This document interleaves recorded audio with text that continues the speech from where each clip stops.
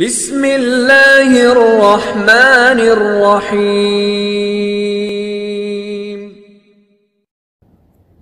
Knowledge king کے معزز ناظرین، السلام علیکم۔ ناظرین، آج جو ہم آپ کے لیے ویڈیو لے کر آ رہے ہیں، یہ ایک انتہائی اہم موضوع پر بنائی گئی ہے اور یہ ہر انسان کے لیے سننا انتہائی ضروری ہے۔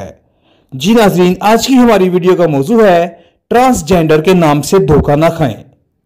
ناظرین، وہ 4 شہر تھے، آبادی تقریباً 10 لاکھ کے قریب تھی۔ صبح کا وقت تھا، وہ سب اپنے کام کاج میں مصروف تھے۔ اچانک ہلکی سی گڑگڑاہٹ کی آواز پیدا ہونے لگی اور زمین ہلنے لگی۔ ایسا لگا جیسے زلزلہ آ گیا ہو۔ لوگ اس پرسرار آواز اور پھر زمین ہلنے کی وجہ سے گھبرا کر گھروں سے باہر نکل آئے تاکہ زلزلے کے نتیجے میں مکانات اگر زمین بوس ہوئے تو وہ اپنی جان بچا سکیں۔ پھر گڑگڑاہٹ کی آواز اور زمین ہلنا رک گئی۔ چند لمحے سکون رہا اور پھر زمین اتنی شدت سے ہلنے لگی کہ مکانات گرنے لگے، لیکن لوگ چونکہ پہلے جھٹکے کے بعد گھروں سے باہر نکل آئے تھے، اس لیے مکانات کے گرنے کے باوجود بھی سب لوگ زخمی یا ہلاک ہونے سے بچ گئے۔ زمین کی حرکت میں شدت آتی جا رہی تھی، لیکن لوگوں نے ایک بات نوٹ کی کہ یہ زلزلہ صرف اتنے حصے میں آ رہا تھا جتنے حصے میں شہری آبادی تھی۔ شہر سے باہر کی سڑکیں اور راستے بالکل ٹھیک اور نارمل حالت میں تھے۔ جتنی جگہ پر شہر کے مکانات تھے، اتنے علاقے کے زمین کے ارد گرد سے کئی فٹ اونچے ابھر آئی تھی۔ یوں لگ رہا تھا جیسے صرف شہر کے علاقے کے نیچے کی زمین میں بیلچہ گھسا کر اتنے علاقے کی مٹی کو نیچے والی زمین سے الگ کر دیا گیا ہو۔ شہر کے لوگ انتہائی خوف زدہ اور پریشان ہو چکے تھے۔ وہ شہر کے علاقے سے باہر بھی نہیں نکل سکتے تھے کیونکہ شہر کی زمین کافی اونچی اٹھ چکی تھی اور دونوں زمینوں کے درمیان گہری کھائی سی بن چکی تھی۔ ایک بار پھر گڑگڑاہٹ اور زمین کی حرکت رک گئی تھی اور پھر یوں لگا جیسے پورے شہر کی زمین کو کسی نے ہاتھ میں اٹھا لیا ہو اور زمین کے اس ٹکڑے نے جہاں شہر واقع تھا، آسمان کی جانب پرواز شروع کر دی۔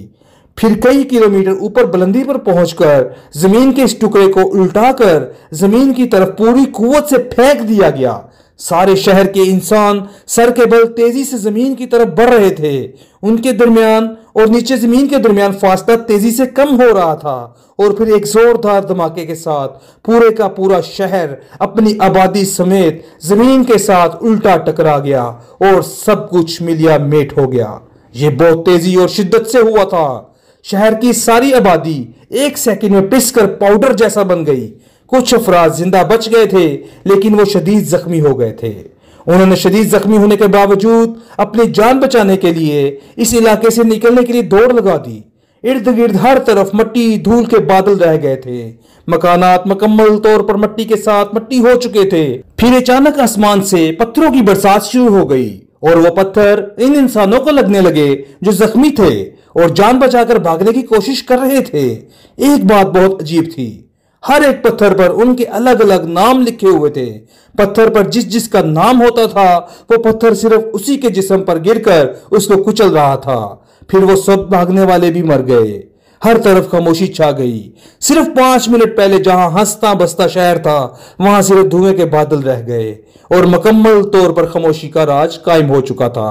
اس پورے شہر کو اس کی زمین اور آبادی سمیت جبرائیل علیہ السلام اور ان کے فرشتوں نے اپنے پر کے ذریعے سے اٹھایا تھا اور پھر بلندی پر لے جا کر الٹا پٹک دیا تھا اور پھر اللہ تعالیٰ کے حکم سے باقی شہروں کو ان کی آبادیوں سمیت اٹھا کر بلندی سے الٹا پٹک کر تباہ کر دیا تھا۔ ان لوگوں کے ساتھ یہ کیا ہوا تھا اور کیوں ہوا تھا اور یہ لوگ کون تھے؟ یہ سب لوگ بدترین عذاب الہی کا شکار ہوئے تھے۔ یہ سب حضرت لوط علیہ السلام کی قوم سے تعلق رکھتے تھے۔ یہ سب ایک ایسے گناہ کے عادی تھے جو انتہائی بدترین تھا۔ تو ناظرین، آئیے اب ہم آپ کو بتاتے ہیں کہ ٹرانسجینڈر کیا ہے، یہ ٹرانسجینڈر کون ہیں۔ ناظرین، یہ ایک مکمل مرد ہیں۔ جسمانی طور پر ان کے اندر کوئی نقص نہیں ہوتا، شادی کرنے اور اولاد پیدا کرنے کی صلاحیت سے مالا مال ہوتے ہیں، لیکن ان کے اندر نفسیاتی طور پر ایسی خرابی پیدا ہو جاتی ہے کہ یہ لڑکیوں کی طرح ناز و ادا دکھانے لگتے ہیں۔ یہ لڑکی تو نہیں ہوتے لیکن خود کو لڑکی تصور کر لیتے ہیں۔ ان کے اندر ہم جنس پرستی کی علت پیدا ہو جاتی ہے۔ بعض لوگ ہجڑوں کو ٹرانسجینڈر سمجھ لیتے ہیں، لیکن یہ شدید غلط فہمی ہے۔ وہ جسمانی طور پر ادھورے ہوتے ہیں، ट्रांसजेंडर जिस्मानी तौर पर नॉर्मल लेकिन जहनी तौर पर नफसियाती मरीज होने का नाम है, और जिस्मानी तौर पर मुकम्मल सेहतमंद मर्द अपने आप को नफसियाती तौर पर औरत समझना शुरू कर देता है, और मुकम्मल सेहतमंद औरतें नफसियाती तौर पर अपने आप को मर्द समझना शुरू कर देती हैं। हजरत लूत अलैहिस्सलाम की कौम में भी ऐसा ही हुआ था, और वो बदतरीन अजाब का निशाना बनकर रूए जमीन से मिटा दिए गए थे।